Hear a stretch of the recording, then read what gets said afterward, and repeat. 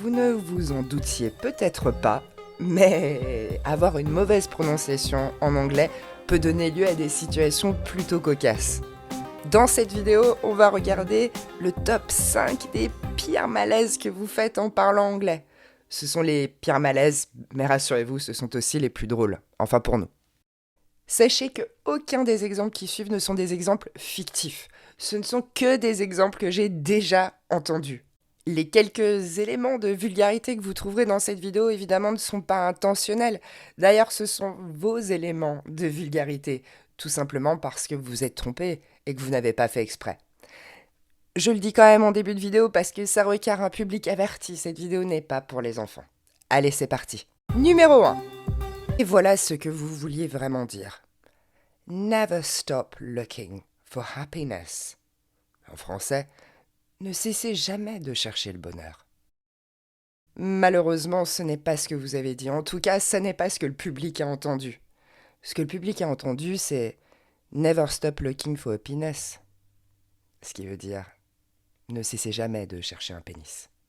Conclusion ici, ne négligez pas le H en tête de mot. Je sais que beaucoup de Français ne le prononcent pas. Vous voyez ici que ça peut poser quelques soucis. Numéro 2. Et voilà ce que vous vouliez dire. I want to see the beach. J'ai envie de voir la plage.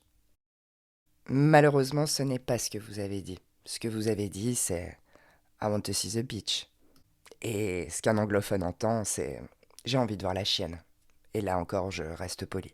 Conclusion, il faut apprendre à faire la différence entre un et un i long. Dans l'alphabet phonétique, c'est la différence entre un i court, qui n'est pas vraiment un i, et un i long. Numéro 3. Et voilà ce que vous vouliez dire. I need a sheet. Donc en français, j'ai besoin d'une feuille. Mais ce n'est pas ce que votre public a entendu. Votre public a entendu I need a sheet. Et ça veut dire, j'ai envie de... C'est le même point qu'avant, il faut faire très attention. Un i n'est pas forcément un i en phonétique. Souvent, c'est le son et. Sheet, shit. C'est pas pareil. Numéro 4. Et voilà ce que vous vouliez dire. They need to focus. Ils ont besoin de se concentrer. Malheureusement, ça n'est pas ce que vous avez dit et ça n'est pas ce qu'on a entendu. Vous avez dit They need to focus. Et ça veut dire ils ont besoin de nous.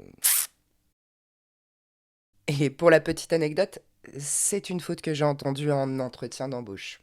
Conclusion, il faut vraiment soigner vos accents toniques. Focus, c'est pas bon. C'est focus. Numéro 5. Et voilà la conversation typique qu'on peut retrouver dans un bar. What do you want to drink? Coke, please. Tu veux boire quoi? Un coca, s'il te plaît. Mais encore une fois, c'est pas vraiment ce que vous avez dit. Vous avez dit Coke, please. Et Coke, ça n'est pas du Coca-Cola en anglais. Et oui, il y a différents types de O en anglais. Il y a ce qu'on appelle un O ouvert, AE, et un O fermé, O. Et en général, vous n'utilisez que le O fermé, ce qui peut donner lieu à quelques soucis. Alors voilà, outre le caractère humoristique de cette vidéo, comme je disais, ce sont de vrais malaises, c'est des choses que j'ai vraiment entendues. Et c'est pour vous faire prendre conscience qu'il y a un véritable intérêt pour vous à corriger votre accent français afin d'éviter ces malaises, surtout si vous êtes conférencier, journaliste, etc. Enfin, pour toutes les personnes qui ont finalement vocation à prendre la parole en public.